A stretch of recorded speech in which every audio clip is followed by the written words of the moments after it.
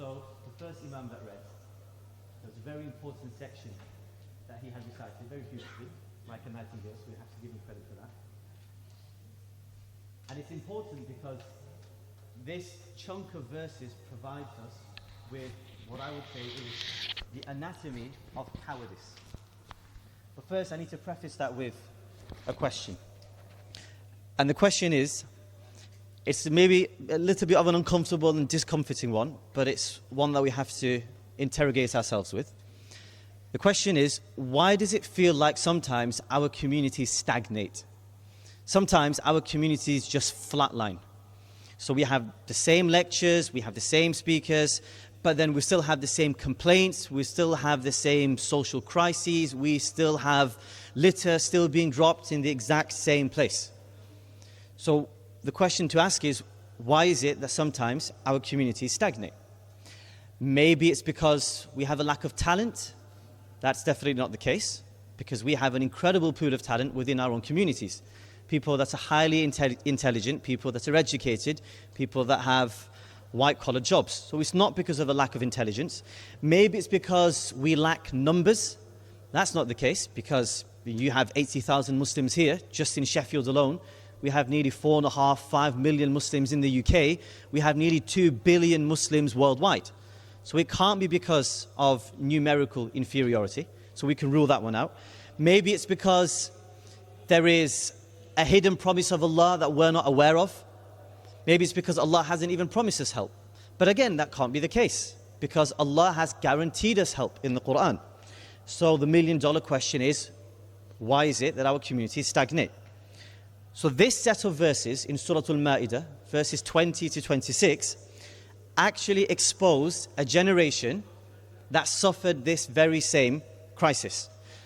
And it's even more pertinent because this was a generation who believed, just like us, a generation that prayed, just like us, but they had a few added advantages. This was a generation that had a prophet in their midst. Not just any old run-of-the-mill prophet. This was a prophet of legendary proportions, Musa alayhi salam. And this was a generation that had also witnessed physics-defying miracles before their very eyes. But they suffered the very same problem. Their problem was cowardice. Their problem was fear had paralyzed the potential that Allah had invested within themselves. So we're going to quickly break down probably one of the most psychologically impactful passages from the Quran, and we're going to dissect the anatomy of cowardice, as it's called. So let's set the scene. Musa alayhi salam has just liberated tens of thousands of Israelites from the hands of the Pharaoh. They had been enslaved for generations. So this is a century-long enslavement. And now Musa alayhi salam has finally delivered them. Before Musa's very eyes, they've seen the river Nile split into two, mind-bending physics being defied here.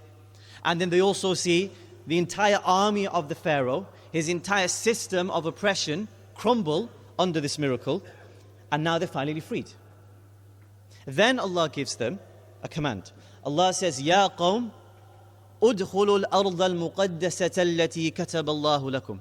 وَلَا تَرْتَدُّوا عَلَىٰ أَدْبَارِكُمْ فَتَنْقَلِبُوا خَاسِرِينَ. Allah told them, now you're free, your destiny is to reclaim the Holy Land. The Holy Land for the Israelites was Palestine. Reclaim Jerusalem. Reclaim your ancestral homeland. But if you turn on your heels in flight, out of cowardice, then know that you will be the ultimate losers. This is a command coming from Allah. Now think about this. If you've just witnessed things that would really completely shatter reality, all the miracles that they'd seen firsthand, they were primary witnesses, wouldn't you follow Allah's commands to the T? Because you know you have Allah's invincible backing behind you. That's what conventional wisdom dictates. But their reply was shocking. They said, قَالُوا يَا مُوسَى إِنَّ فِيهَا قَوْمًا جَبَّارِينَ. They said, oh Musa, we can't enter, because there are a mighty, enormous people in there. There's a strong new civilization that's replaced us, now living in Jerusalem, the Amalekites. قالوا يا موسى إن فيها قوما جبارين وإنا لن ندخلها حتى يخرجوا منها فإن يخرجوا منها فإنا داخلون. They are negotiating with a prophet after a direct command has come from Allah. They said, Musa, they're too strong for us. They're invincible. The Israelites suffered from an inferiority complex. So they literally said to Musa, without any shame, they said to Musa, we won't enter Jerusalem until they've left. فَإِن يَخْرُجُوا مِنْهَا فَإِنَّا دَاخِلُونَ. If they leave, then that'll be our cue to enter. And then they issued something that would send chills down our spine. They said, قالوا يا موسى إنا لن ندخلها أبدا ما داموا فيها فاذهب أنت وربك فقاتلا إنها هنا قاعدون. They literally said to a prophet, without any sort of shame, without any hesitation, they said, O Musa, you and your Lord, why don't you go and fight? We'll stay over here, we'll stay put. You can do the legwork for us. And Musa alayhi salam was absolutely outraged and he was scandalized. This is the scene. This is the cowardice that had now intoxicated them, and this was the fear that had gripped them and paralyzed them to the extent that a prophet with the backing of Allah, with the direct communique, as if he had a letter from Allah saying you're guaranteed conquest, you're guaranteed victory, all you need to do is just enter the city. And they couldn't even do that. So the real disease for them, the real problem and crisis, wasn't a lack of numbers, it wasn't a lack of support, and it wasn't a lack of faith, because they'd seen miracles happening before their very eyes. So it wasn't disbelief, it was fear. That was their problem. It wasn't atheism or Christianity or feminism or liberalism. Their problem was they had become accustomed to a life of comfort. They didn't lack miracles. What they lacked was courage, and they lacked a spine. Because they believed in Allah, they believed in Musa, they believed in all of the promises, but they just didn't want to take the risk. That was what held them back. This is the psychology of paralysis. They had been enslaved for generations, and the trauma that had been meted out by the Pharaoh had shaped their identity to the extent that they were now physically free, but mentally they were still colonized. Don't we see similar parallels with us? At one point in time, 90% of the Muslim world had been colonized by the Europeans. The British Empire had colonized nearly 25% of the world's Muslim population. If you're from the Indian subcontinent, chances are one of your forefathers was living under the British Raj. We're free now. We live in the metropole. We live in the belly of the beast. But we still are, to an extent, mentally colonized. The Israelites had not shaken off that subconscious colonization. So they still felt like they were inferior. They still felt like they were inadequate. They still felt like they weren't enough. Point number 2, they exaggerated the enemy. Cowardice and fear magnifies the power of the enemy. What did they say? They said, قالوا يا موسى إن فيها قوما جبارين. There are an invincible group there. We can't beat them.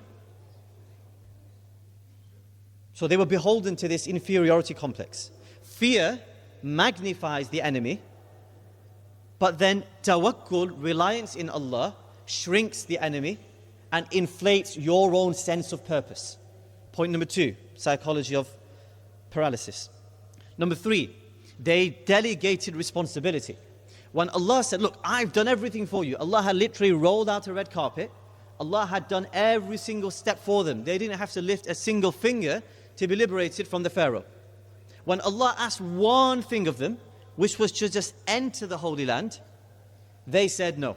They said, you go and do it. Allah, why don't you take care of this? It's not my responsibility.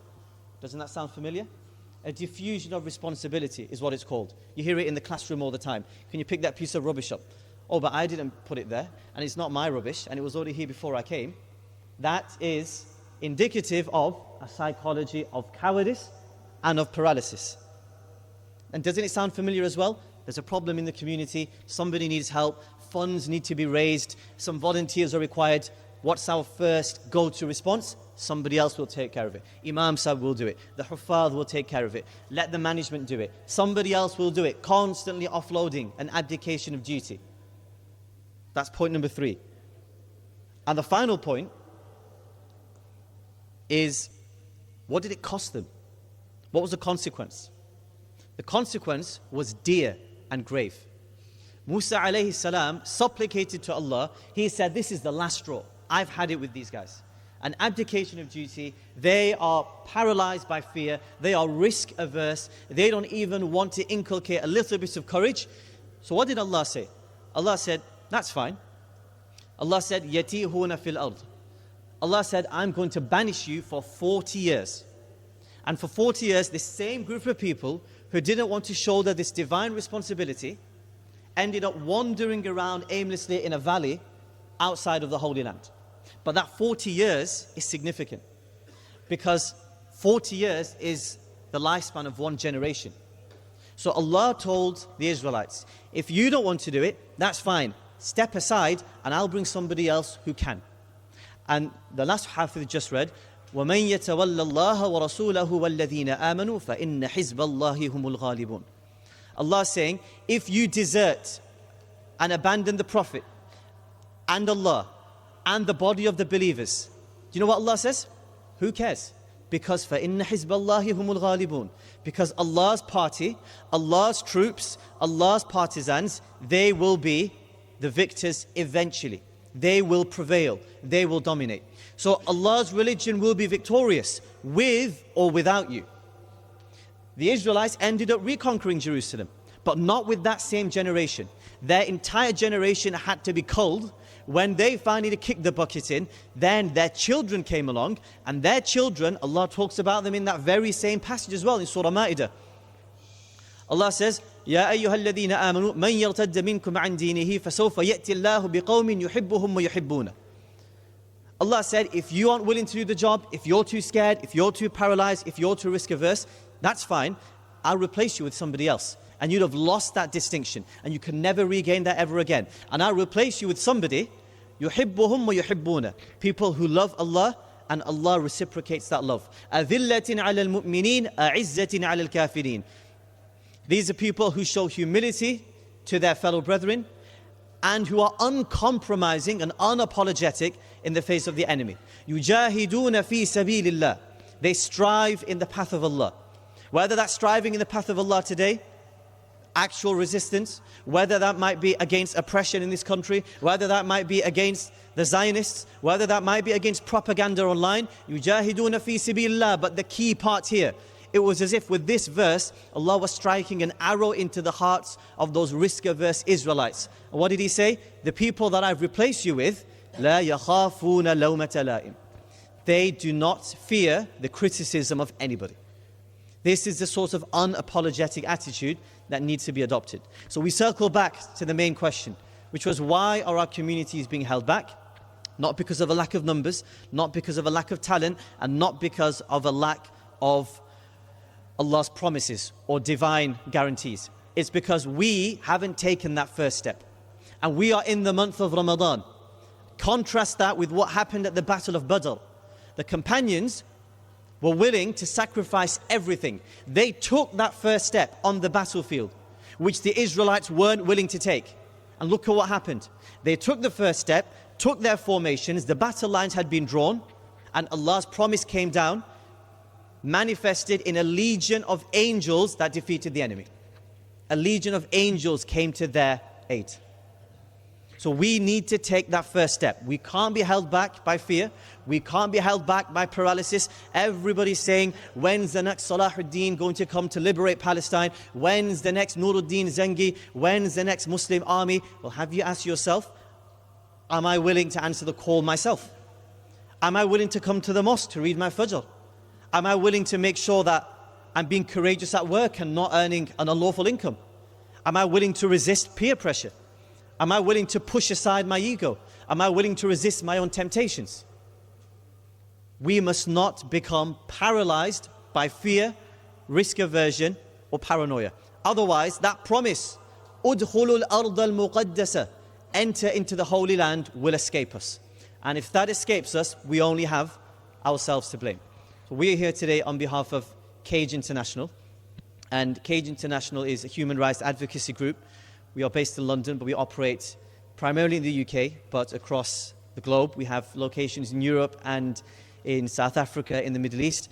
And we are pushing for this month a campaign to ensure that Muslim prisoners who are unjustly incarcerated around the world, whether that be in Palestine, whether that be in the gulags of our own Muslim states, whether that be in Belmarsh prison in London or Guantanamo Bay in Cuba.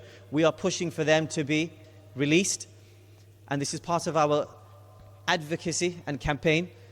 Most importantly, we need people to be able to push forward the causes of our own community. So we'll be here at the back. We ask you to donate wholeheartedly and generously. And this is a once in a Ramadan opportunity. Charities come and go. Charities will donate money to the poor. We are donating. Your donations will be used to dismantle the infrastructure of oppression and of injustice and of genocide. The very same ones that sustained the Pharaoh, the very same ones that enslaved the Israelites. But we can't fall into that same trap of the early Israelites of being paralyzed by our own fear. Jazakumullahu khairah. Thank you very much, Maulana. दूसरा बयान शुरू करूं? आपको बहुत डर लगता है मैं माइक पकड़ता हूं. Thank you very much for many people who texted me during the last 2 days that they were missing me. Thank you very much. I couldn't reply to them. That doesn't mean आज मैं बयान शुरू कर दूंगा. आगे से भी सब कोई बात समझ आई नहीं कि मौलाना आदिल की. Mona Adil Sahab have been on his case for the last whole year to hijack him for Sheffield. But unfortunately, I did not succeed. We still ask Mona Adil Sahab, where is he? Yes, Mona Adil, welcome to Sheffield. We need you. Kindly consider once again. He's telling me that now we are working for international cage. Sheffield is also a very big cage.